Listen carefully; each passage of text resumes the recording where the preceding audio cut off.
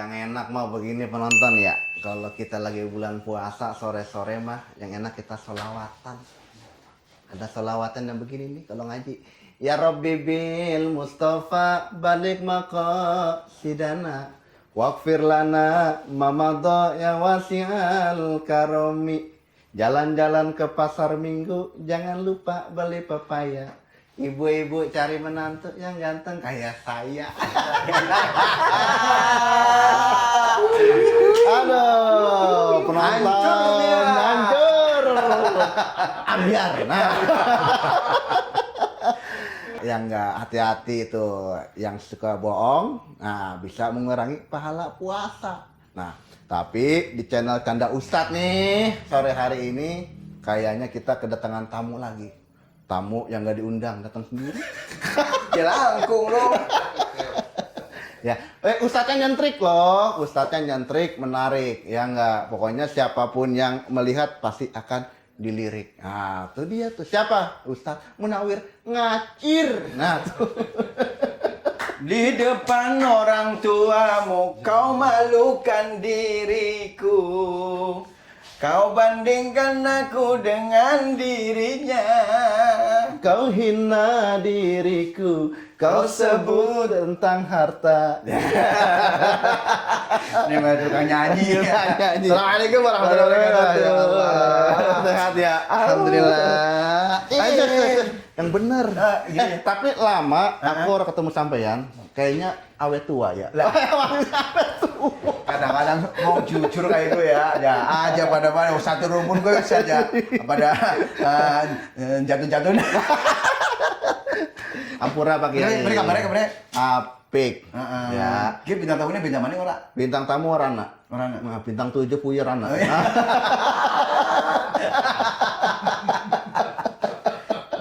Kok diminum pakai air mineral aja dah. Hah? Biar digosok-gosok biar hilang gitu. Nah, kalau gitu jangan pakai air mineral. Apaan? Raso. Terima kabar Pak Kiai Apik ya. Alhamdulillah. Saya mudah-mudahan ya saya nyuman donga njaluk kali Gusti Allah. Opo? Njaluke bojone siji. Siji ning Bogor, siji ning Tasik. Wis sampean. Lah iya. Men ngerti awake dhewe. Terus ngertilah nek di cubit wilara aja nyubit wong. Nah, jadi kalau dicubit sakit jangan nyubit. Jangan nyubit orang lain. Ada lagunya. Ada, coba. Tun keripik. Itu keripik bukannya dimakan itu. Oke.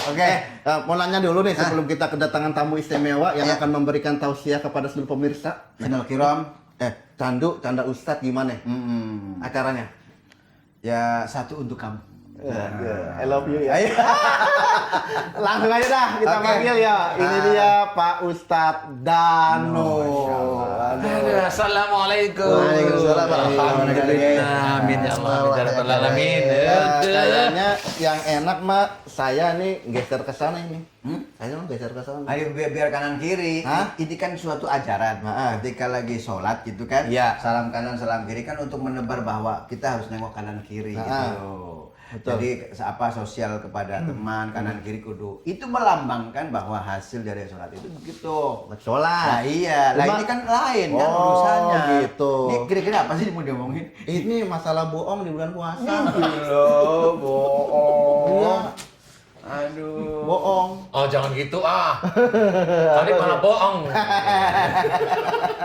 Kayaknya nggak salah ya. Jadi kadang-kadang bohong sama diri sendiri juga. Masya Allah kita sering lakuin. Contoh misalkan Apa? kita lagi puasa. Nah, puasa. Kalau misalkan sore kan kelihatan tuh. Nah kalau misalkan mau pergi aja kan kelihatan. Iya. Ada yang nggak kelihatan. Apa? Ya ketika kita lagi wudhu, misalkan kita nelon sedikit kan kagak ketahuan itu. Nah iya itu kan namanya kalau misalkan puasa sih bisa dilemes-lemesin. Kalau sedikit mah nggak apa-apa. Yang gelegek lah itu. Makanya saya kalau nggak ketahuan begini wudhunya. Ngombe kubur.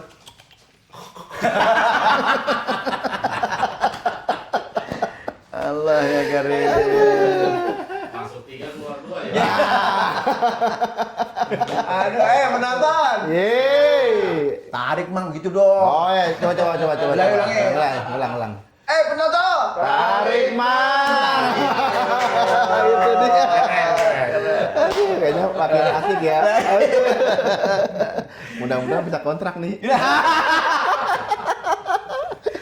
Aduh.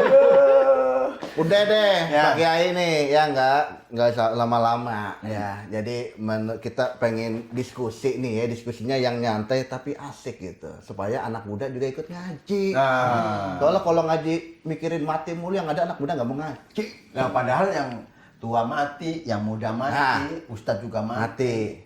Ustadz Jaki. Terakhir. Diumpanin pasti orang lain loh. Terakhir, Coba saya. Ustaz duluan lah, ayo Ustaz. Bang ini terakhir. Hah? Apa pertama? Lah kalau saya pertama nggak apa-apa. Nah. Maksudnya pertama nganterin. Kalau saya nggak mau terakhir, Nah. repot, nggak ada yang gotong.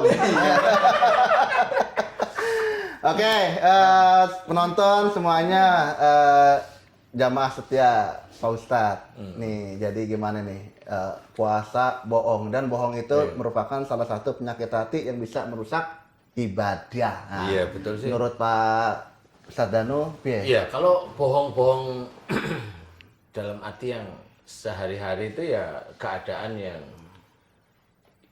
yang kita tidak melakukan, kita anggap melakukan, atau kita melakukan, kita anggap tidak melakukan, seperti itu ya. Sebenarnya kebohongan itu memang sejak awal memang sangat susah, memang sangat susah sekali ya. Karena kebohongan itu akan bersambung dengan keilmuan manusia itu sendiri sebenarnya. Keilmuan, memori ilmunya manusia itu sendiri. Kalau manusia itu, dia itu pengen terlihat pandai umpamanya, dia aja punya prinsip pengen terlihat pandai, nah relatif dia pasti banyak bohongnya.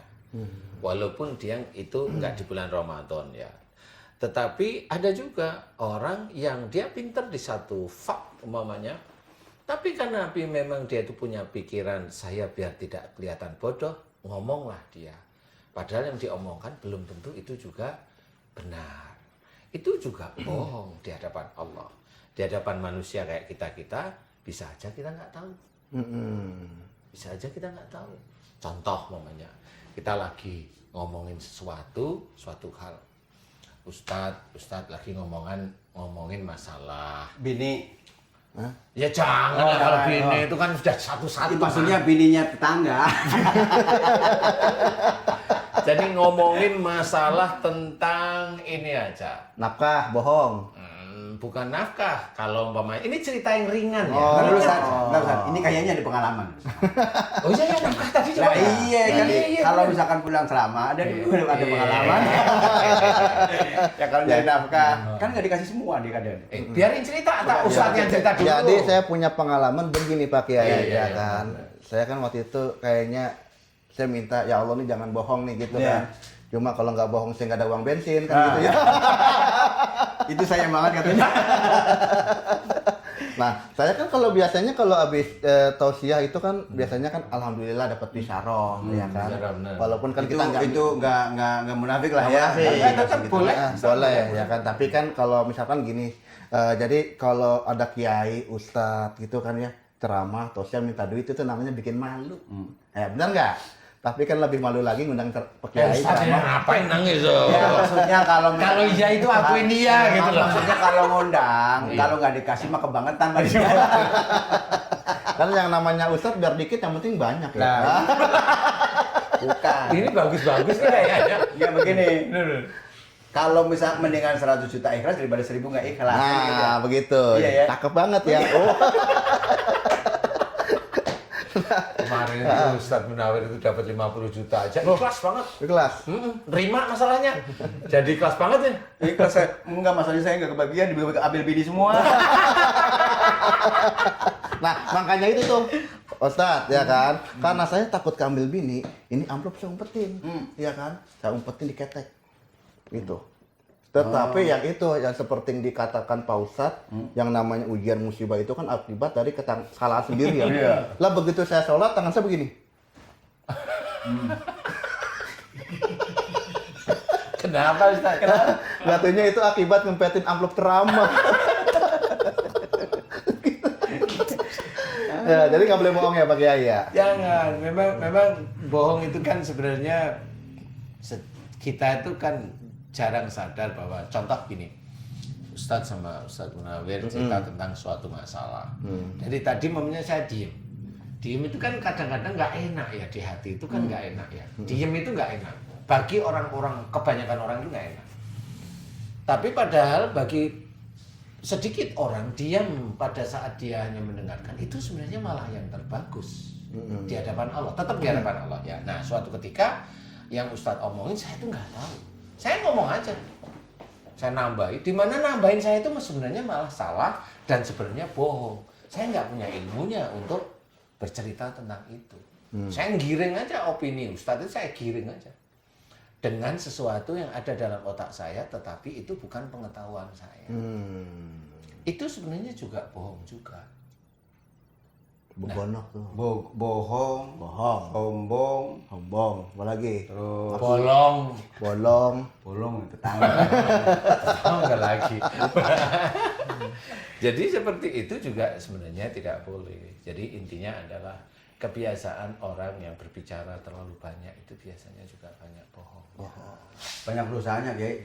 Iyalah, banyak bohong nanti larinya ke arah dosa. Nah, memang di situ kita harus hati-hati. Di mana memang kita diharuskan diam kalau memang kita tidak manfaat untuk bicara. Manfaat untuk kita dulu aja. Bukan berarti kita ngomong itu karena kita pandai, juga enggak bisa seperti itu. Jadi bohong itu banyak sekali. Kalau tadi Ustadz cerita tentang amplop, tentang istri, tentang ini, itu menurut saya normal-normal aja kalau kata-katanya pas.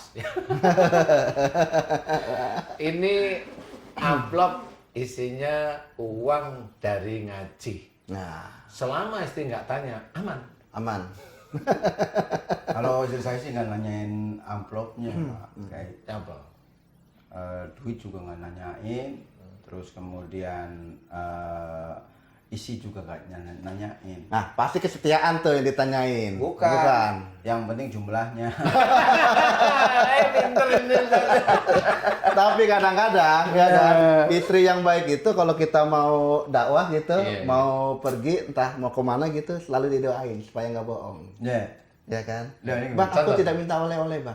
Yang aku minta hanya kesetiaan. Kayak lagunya Rita Sugiarto, pasti hafal. Ya kan? Aku tidak minta oleh-oleh. Nah, Kalau saya apalnya cuma apa, begini. apa. Cantik memang aku akui. Itu kan yang kedua. Yang kedua.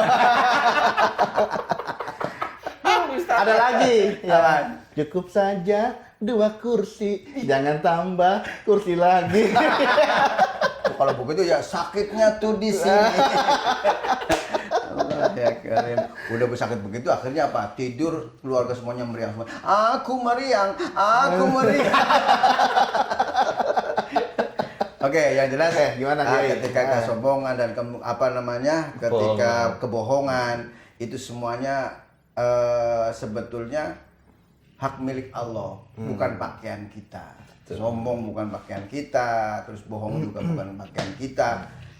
Kita sebagai makhluk tentunya hanya iya karena butuh, iya karena nasta'in. Betul. Memang terkadang kita udah bisa nih nyembah udah ini, terus kemudian kadang-kadang mintanya juga lupa. Ini kadang-kadang minta nih kalau bulan puasa nih, mestinya kalau minta juga kudu ngomong.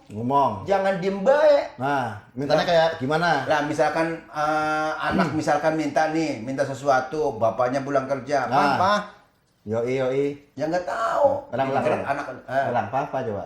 begitu papanya pulang, anaknya ngomong, Papa. Yoi. Iya. Berarti anaknya minta apa tuh? Nah, apa tuh? Bisa sepeda, bisa motor. bisa motor. Kalau Iya, ngomong iya. apa mintanya nggak ngomong. Akhirnya dikasihnya gerobak. Iya. Iya, makanya kudu ngomong. Tiba-tiba istrinya juga ngikutin. Begitu datang pulang dari kerjaan ngomong apa, Papa. Yoi. Papa. Oh, gitu. Papa. Ambiar. Itu sebabnya apa? Karena nggak ngomong. Ustaz, saya itu ikut ketawa, tapi nggak ngerti maksudnya. Ya kan karena dia mintanya. Nah kalau mintanya ngomong, Papa Jelas gitu ya. cincin, begitu. Lah kalau Dia diem cincin. baik kan bapaknya pikirnya kemana-mana gitu. Ini minta apaan sih ini? Makanya cuma kesombongan dan kemudian bohong itu memang sih bohong ada yang diperbolehkan. Ketika Ustaz Zaki lagi dikejar-kejar sama orang mau dibunuh gitu, mampir ke rumah saya bohong boleh gitu. Atau mungkin saya lagi dikejar-kejar sama siapa, datang ke rumah Ustaz Danu. Nah Ustaz Danu begitu saya udah masuk, dia keluar dari pintu ngomong nyariin siapa. Tadi ada orang namanya si Ngacir, mau ngapain? Mau saya gebukin, mau saya matiin. Nah, dia bohong boleh, pemirsa. Jangan dipotong ya, jangan dipotong. Ya. Penoto. Ya.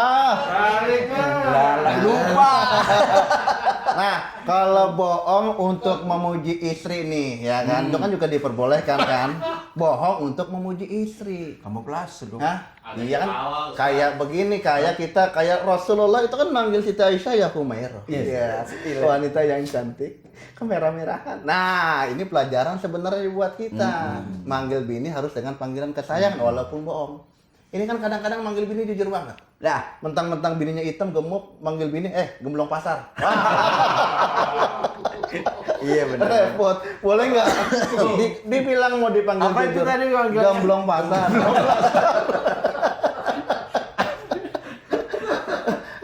Kembali ke rel. Ya. Lurus. Kembali ke rel. Orang-orang rumah di pinggir sawah dipanggil, burik sini burik.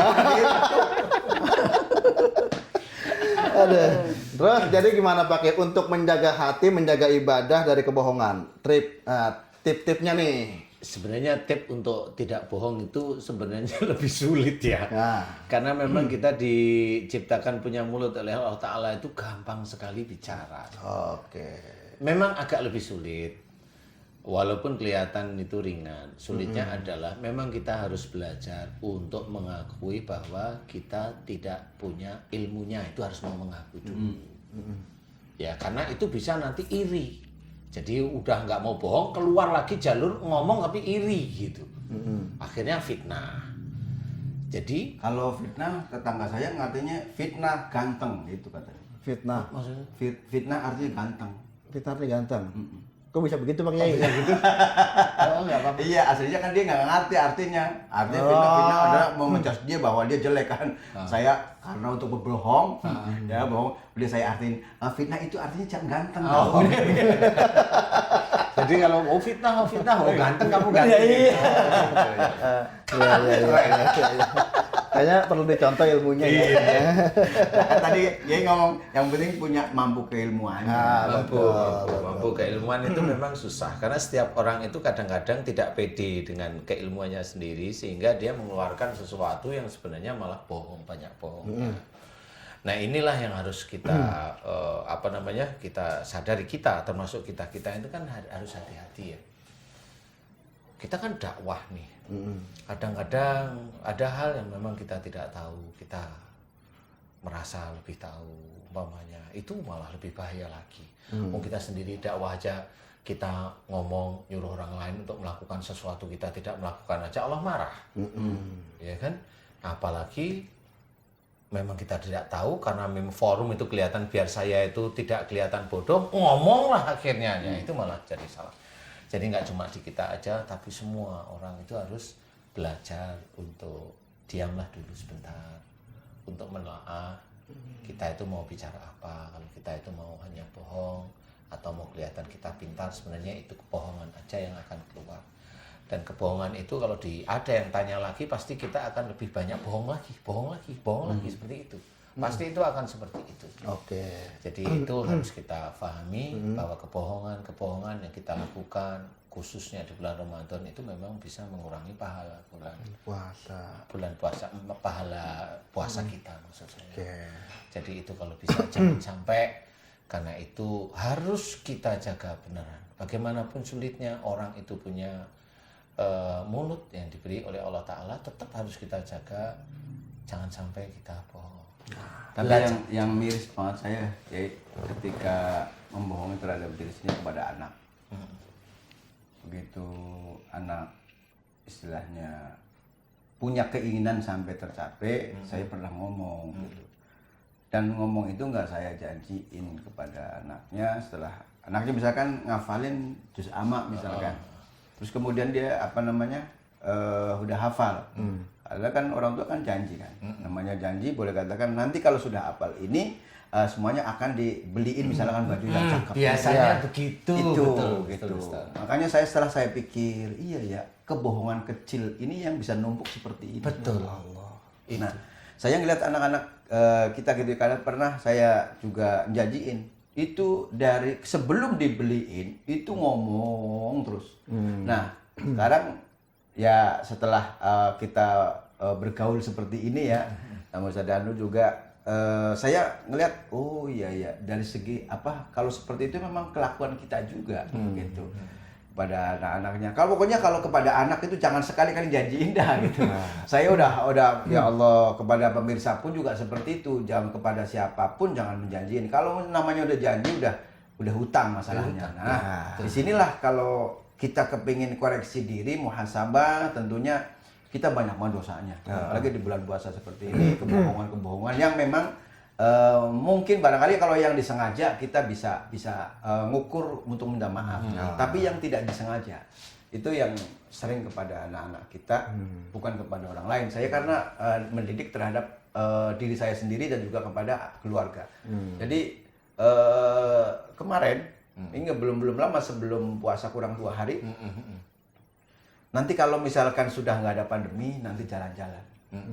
Sampai sekarang nanyain mulu pandemi udah pergi belum sih Pak? Pandemi udah pergi belum? Corona udah pergi belum? Iya. Nah, setelah saya ngomong seperti itu kepada anak yang keempat ini, tiap hari nongol saya miris, saya nangis sendiri gitu loh. Nah kalau itu tetangga nangis begitu tetangga gitu kan. Nah kalau saya nggak nurutin bagaimana, sedangkan Corona bilang boleh katakan seperti ini, orang pulang kampung aja kagak boleh katanya. Boleh ya. Itu. Nah kalau yang boleh sih kapan Pak Ustadz gitu. Nah mungkin ya setelah dua pekan gitu baru boleh pulang lah seperti itu. Karena memang kita tetap ati Allah wa ati Rasul wa ulil amri minkum kan. Nah para pemimpin juga. Nah kepemimpinan ini mungkin dengan rasa kita ketaatan seperti itu dan kita bisa pulang biar cepat pandemi itu cepat pergi sebetulnya. Nah begitu saya kemarin terakhir hari Senin ngomong Pak Corona udah sambil ini saking udah setahun nggak jalan-jalan kemana-mana gitu kan itu nangis ya Allah. Iya Neng, ntar kalau misalkan itu saya ke Taman Mini mau ke Ancol gitu. Ya karena keadaan seperti ini nagih mulu. Itu yang ngenesnya kan kita naginya mulu. Nah, akhirnya lama-lama kan dengan jawaban itu kita jadi bohong mulu kan kepada anak. Nah, itu numpuk-numpuk dosa. Nah, yang sepele seperti ini pemirsa juga harus benar-benar diperhatikan dalam rumah tangga kita. Gitu. Jadi ngomong kepada istri, mantan pacar gitu ya. Dan Siapa juga, tuh mantan pacar? ya bini. Oh bini ya. Iya. Gitu. Ya kan? Siapa tahu beliau kan pacar dulu punya 29. Iya, Playboy. 9. Playboy. Cap Doro. Ngacir. Iya, ya Allah. Nah, itulah mudah-mudahan saya itu jadi pelajaran buat kita. Jangan suka janji, jangan suka bohong. Ya. Nah, itulah berusaha. Kita berusaha. Betul. Walaupun nanti keceglak juga ya. Emang udah nasib gitu. Terusin ya. Nah, Mengapa kau lupakan janji yang kau berikan? Terusin. kayak ini cari bel. Tapi memang betul, kalau memang kita itu yang kita inginkan itu adalah akhirat, seperti Ustadz Munawir tadi sangat bagus ya, nasihatnya itu sangat bagus. Yang kita cari akhirat, ayo kita serius untuk berubah, karena tetap tidak bisa kita sebagai manusia itu nggak bohong, nggak ini nggak itu tuh nggak bisa sempurna, itu nggak bisa karena sempurna milik Allah. Kalau kita berusaha, barulah nanti Allah memberikan jalan demi jalan itu akan diberikan oleh Allah Ta'ala. Karena bagaimanapun juga orang-orang yang ingin dekat kepada Allah Ta'ala, orang yang senantiasa taat pada Quran, taat pada sunnah, menjalankan maksudnya, itu pasti akan diberikan petunjuk, terus-menerus petunjuk itu akan diberikan, dan hidayah itu diberikan. Nah di titik-titik itulah orang itu insya Allah mulai baik atau mulai ketakwaannya muncul di hadapan Allah. Nah, nasihat Ustadz tadi sebenarnya bagus juga, nggak usah yang orang-orang lain kan gitu ya Ustadz. Kita aja itu. Kalau kita resapi memang banyak yang kurang lah istilahnya ya. Ayo, jadi kita berani cerita kepada teman-teman Muslim semua. Kayak cerita Ustadz Munawir ini menurut saya ini sangat bagus. Bagus itu begini, menunjukkan begini. Ustadz Munawir yang sebegitunya dielu-elukan jamaah pada suatu majelis yang sudah terkenal itu pun mau mengakui kekeliruan, mau mengakui ini. Maksud saya di sini adalah seorang ustadz, ini seorang ustadz yang cukup kondang lah, itu mau mengakui berbagai kekeliruan atau kesalahan sedikit atau agak besar, itu mau mengakui. Nah, ini yang mau saya ceritakan adalah bagaimana dengan orang lain yang mohon maaf keilmuan dari sisi agama, pemahaman, keilmuan itu hafalan, pemahaman itu pengertiannya, amalan itu yang dikerjakan itu masih banyak yang harus kita kerjakan. Kita ilmu ya kurang, pemahaman apalagi, jalanin ya hambo kan gitu. Nah, itu maksudnya saya tadi menangkap dari Ustadz Munawir itu adalah Ustadz sebagai seorang mubaligh yang cukup dikenal itu pun mau menceritakan tentang masalah keluarganya dengan putranya. Dan mau diceritakan kekeliruan saya di sini. Saya menjanjikan yang akhirnya janji itu kapan akan dipenuhi juga wallahu a'lam, nggak ngerti. Ya walaupun itu sebenarnya sudah ada rencana, tapi kan nggak tahu ya, kita serahin pada Allah. Apalagi orang biasa yang memang kadang-kadang seperti itu tidak pernah difikirkan. Malah pulang-pulang ditanyain sama istrinya, ayah dari mana? Lembur.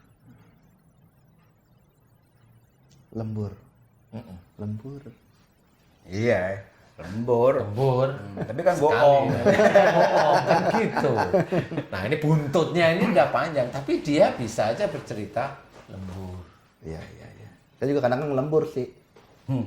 Ngelemesin. Ya, artinya begini, kayak saya nambahin juga. Ngurangin juga nggak ketika apa-apa. orang hafal Quran kan baik. Amin ya. Baik, betul. Dan juga orang yang ngerti tafsir juga baik. Tapi akan lebih baik ketika kita menghafalkan satu ayat itu bisa dijalanin. Itu loh, itu yang lebih baik. Itu keren. Man ta'allamal Qur'an wa 'allamahu. Nah, maksudnya begono. Ya artinya begini, Nah, ketika gimana, kita gimana? misalkan apal alhamdulillahirabbil Ya. alamin.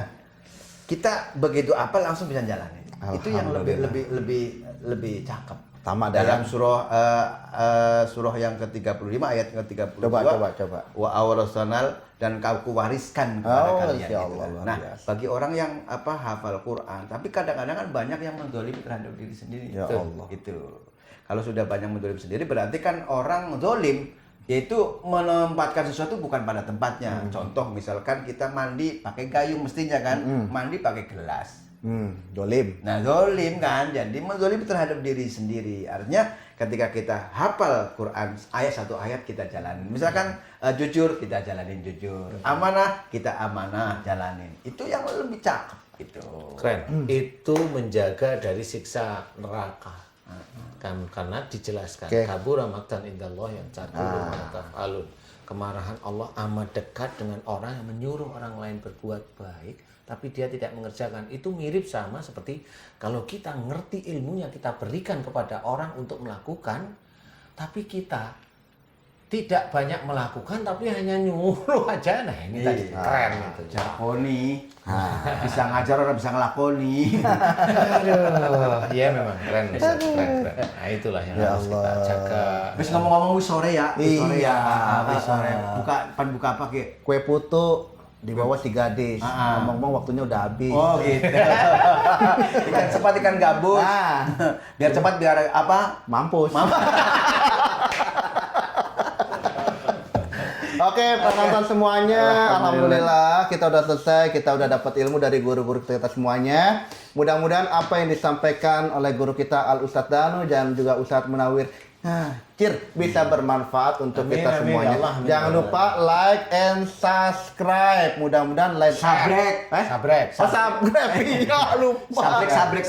Oh, sabrek. Ya, maksudnya juga begono. Iya, Ya, iya. Mukanya untuk like dan subscribe-nya mudah-mudahan jadi ibadah. Amin. Ya, ini aja yang dapat kita kasih untuk hari ini ya. Pak Ustadz terima kasih. Sama-sama. Pak Ternawir terima kasih.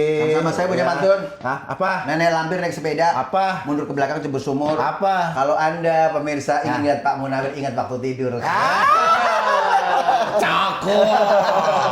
Oke deh kalau gitu semuanya Haji Markum dompetnya jatuh. Wah, cakep. Bareng-bareng dong. Assalamualaikum warahmatullahi wabarakatuh. Ada genderuwo, ada pocong.